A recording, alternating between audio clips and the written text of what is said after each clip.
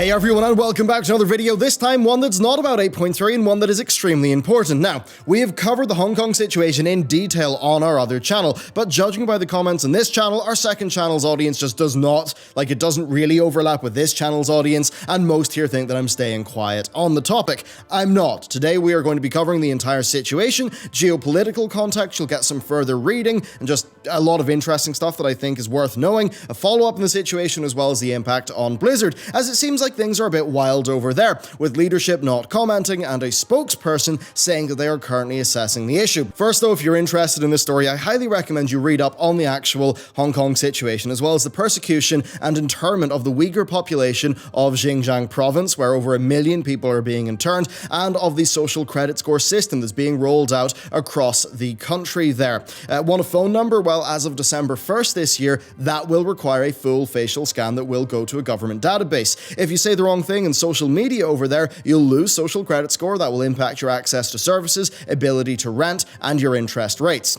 So my hope here is that this incident will lead to more people being aware that the dystopia is not the realm of science fiction any longer. Now, as always, this is a story of money, as Blizzard's financial interests are clashing with what should be their morals. Now, it's actually a problem for business everywhere. Even locally in the Northern Irish Games cluster, I know people who cannot comment on this topic publicly for fear of losing financial backing. I mean, hell, right now, my company, my studio, is talking with publishers, and me talking about this could potentially risk us getting funding, and that could be a low six-figure thing. So, I mean, that just goes to show you the extent of Chinese influence. After all, they are the world's largest single market for mobile games and PC games, with a PC gaming audience estimated to be greater than the entire population of the United States in the near future. So with that, let's get into the story. BlitzChung is a Hearthstone pro who was playing the Grandmasters. After winning, he was on a Taiwanese stream. Now, of course, it's actually called Chinese Taipei by Blizzard in order to appease the mainland. Anyway, he appeared on the stream wearing a gas mask. That is somewhat of a symbol of the recent wave of protests in Hong Kong, where many are protesting a new extradition law with the mainland. Now, it's fair to say that those have expanded into a more general pro-democracy movement, and violence has been increasing. Now, when Blitz appeared, the two casters said that they would end his interview after he said what he had to say, and then the casters ducked under the table. Now, they did seem a bit nervous and giggly, so it's kind of hard to read into them. Now, Blitz went on to say, "Liberate Hong Kong, revolution of our age." The stream was then cut, and the fallout began. Blizzard responded quickly by banning BlitzChung from professional Hearthstone play for a year. They stripped him of his win and of his prize money. Blizzard said this was for violating competition rules and constituted individual behavior which does not represent Blizzard or Hearthstone esports. Now, that's what was said in a Western post, however, they also responded locally. Now, here's the deal. Working with languages is difficult, and it's particularly the case here because Mandarin is an incredibly contextual, nuanced language, but thanks to some very, very helpful assistance from Spanking Jackson in our Discord server, we have an idea of what was said. In short, the statement amounted to a strongly worded disapproval of BlitzChung and the casters' actions, as well as them stating their own political point of view. The post announced that the casters would never have the opportunity to work with Blizzard in the future, and concluded by stating, "At the same time, we shall, as we always have, resolutely uphold our country's honor." Now, our country's honor, that does make sense in that the statement was from a local Blizzard office in the region, but of course it is an official communication from Blizzard Entertainment, who are a US company. So it's rather outlandish, but it is the type of statement that is quite normal for the region. So, Blitz was fired for violating the competition rules. I suspect, though, that the severity of his punishment was informed by the sensitive political situation. I find it hard to believe that the same punishment would have been met out if he, say, mentioned US politics or mentioned the Hong Kong situation, but in the other direction. A reduction of winnings and maybe a minor ban for competing for a small period of time would have made sense here, but I think that because of the political situation, Blizzard were a lot more severe in their punishment. And really, when you think about how severe that punishment was, and then Blizzard's statement on Weibo, their local statement, It's obvious that it was to keep the party happy. Now, the two casters were also fired, that's likely for facilitating in Blitz's protest. Now, blitzchung talked to the AFP afterwards, saying, "I sacrificed time hanging out with my friends and studying because of this competition. Even though it seemed that I wasted 4 years of time, I have something more important in my heart. If we lose the movement, Hong Kong will end forever." So overall, I think he did violate the competition rules, and I think that's the point here. He knew he was going to lose a lot. That's what makes his statement powerful. He purposefully broke those rules, knowing he'd probably lose everything, but he did it anyway. I think that makes it a powerful, intention statement. So technically, he wasn't banned for the content of his speech, but that's only a technicality. Again, as I said, when you look at the statement Blizzard issued in Weibo and the severity of the punishment, I think it's obvious that the content of his speech was a major factor in the severity of his punishment. Now, regardless, by punishing him so severely here, all that Blizzard did was ensure that his statement would spread far, and it did. It trended worldwide on Twitter, being covered by mainstream outlets across the world. This was also a very timely issue though, as the NBA recently had a similar situation, one that was actually handled a bit better by its leadership. Of course, Apple have also been in hot water recently for pulling a Hong Kong map application that protesters were using to crowdsource information. Now, thus far, Blizzard President J. Allen Brack and Bobby Kotick of Activision Blizzard have not responded, though a spokesperson for the company actually told Engadget that they are currently assessing the situation. Things on the ground, though, have been a little bit different. Blizzard's Irvine campus has as its center point a statue of Thrall riding a wolf, with a compass beneath it and the compass pointing to company values. 2 of those 8 values, every voice matters and think globally, were taped over by Blizzard staff yesterday. Then additionally, a small number of Blizzard staff did an umbrella protest at the statue, and one of the partaking staffers posted a picture of the group to the Hearthstone subreddit. Certainly a brave enough move. Now, the umbrellas are significant as they reference the 2014 protests, during which the umbrellas became a symbol of resistance after police pepper sprayed dispersing people who were campaigning for election transparency. Now, these protests did not stop with Blizzard staff, though, as we've seen Blitz's fellow Hearthstone players join in, with one collegiate league team holding up a protest sign, leading to a very awkward cut in the stream, yet more awkward casters not really knowing how to deal with the situation, and yet more deleted Twitch VODs. There's even more, though, as one of the BlizzCon Hearthstone casters has pulled out. So Brian Kibler, a longtime Hearthstone caster, blogged that he agreed that Blitz did violate the tournament rules, but that he felt that the severity of the punishment was clearly informed by political and business concerns, that Blizzard had made an example of Blitz, and that he could not partake at BlizzCon in good faith as a caster unless something changed. Then we've also seen a longtime mod of the Hearthstone subreddit quit in protest, as well as just many players across the world boycotting Blizzard games, posting screenshots of deleted accounts, that sort of thing.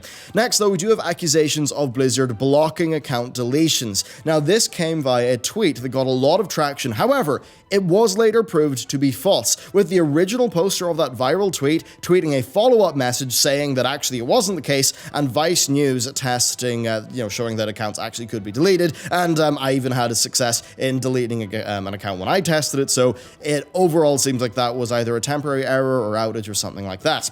Now, that said, as a part of protest, we've seen May be turned into somewhat of a pro-Hong Kong symbol in order to get Overwatch banned in China. Now, it's an interesting move that actually could work if it caught on. So, Chinese users of Weibo used Winnie the Pooh memes to mock Xi Jinping, the leader. Now, that resulted in poor Winnie getting absolutely obliterated. And I suppose that means that if the May thing actually did catch on and it was being used on the ground, we could actually see the same thing happen. So, I suppose I'd wonder if a Warcraft character was to turn into a, pro-protest symbol, which one do you think it would be? Now, we've also seen responses from US politicians, with Democrat Ron Wyden of Oregon and Republican Marco Rubio of Florida commenting, with Wyden saying that Blizzard have humiliated themselves for a quick buck, and Rubio taking it as an opportunity to talk about China's worldwide leverage. We've also seen other companies weigh in, including Epic Games, who have said that they would not punish a player or or creator for stating political opinions. Now, this one is interesting because they are 48.4% owned by Tencent.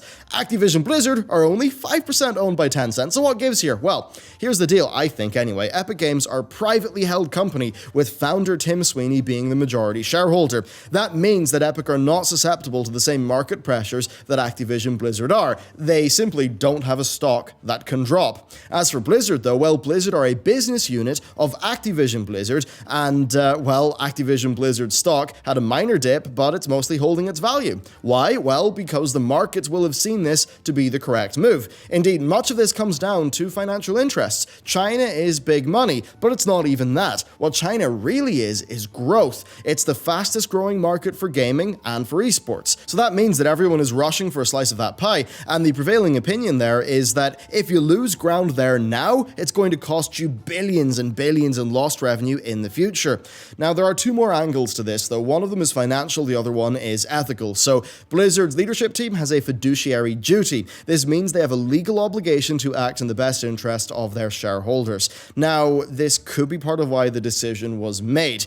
Could they have successfully took the hit, though, and argued that taking that hit was, serving their Western audience and was in the long-term health interests of their company? I think they probably could. So I think it's more of just an excuse, being real with you. Secondly, though, there's also the safety of their Chinese employees. If Blizzard, did really anger the party, there could have been penalties for their local employees. Then there is another angle, and that's COD Mobile. So it's one of the most successful mobile launches of all time. By all accounts, it's an excellent translation of its source material. Of course, it will be big in China and is made by Tencent Games. Its early performance was responsible for a stock rally, so I suppose that's yet another reason why it would be a bad time to piss off China for Blizzard. Overall, though, this could not come at a worse time for Activision Blizzard generally and Blizzard Entertainment specifically. Blizzard have been seen by the market to have been underperforming in recent years with just slow content, basically, and BlizzCon 18 being a wash. BlizzCon 19 is likely to be their largest ever. We're probably going to see Diablo 4, a new WoW expansion, and potentially Overwatch 2. They have a lot of eggs in that BlizzCon basket, and I think it would be foolish to think that this situation won't impact that. If they talk about Diablo Immortal on stage, I wouldn't be surprised if the crowd just started, shouting slogans at them. Their QA sessions, they're bound to be a mess. I imagine they'll try to confiscate as many protest-related items as they can in the front door, but ultimately, it's going to be a hard time. That is, unless they do something now. Blizzard have said that they are assessing the situation, and all I can say is they'll have to choose their next words very carefully. Ultimately, what I believe they're going to try to do is to appease their Western audience and the Chinese party, but ultimately they are going to have a problem of incompatible interests and incompatible values. So, there you go, that's a look at China's overall media influence. Now, if you would like to learn more about their geopolitical influence, I would recommend that you read up on their Belt and Road Initiative and how they are using debt traps and predatory investment to increase their foreign holdings and just do a lot of stuff in emerging markets. Really, geopolitics is a very interesting topic. It's a very important topic, and I think it's one that a lot of reading it's just not done on. I think there's a lot of headlines, right, in the in the news, but the actual reading into the issues and what's really going on, the deeper stuff, that is often left out of the public discourse. And if anything, my hope would be that the increased awareness sort of brought onto these issues by this situation will just lead to more people sort of being educated and knowing what's going on in the world, because I think that ultimately is a very, very important thing for all of us. So anyway, there you go. That's my current thoughts on this situation. The next update that we'll do in this will be back on the second channel, though. I did this in this channel so that everyone here, because I think most of this audience doesn't even know about the second channel, so I just wanted it to be crystal clear in no uncertain terms what I think about this on the Warcraft channel. That said, we will have an episode of the Roundup on our news channel tomorrow. Yes, tomorrow's Friday, so tomorrow. And if there are any small updates, we'll put it there. Now, that said, if Blizzard, if J. Allen Brack does have a big response, then I think it would make sense to issue a statement on this channel as well, likely rolled into our regularly scheduled Warcraft news, which is normally over the weekends. So anyway, there you go. That's my thoughts. Let me know what you think down below, and with that, I will see you next time.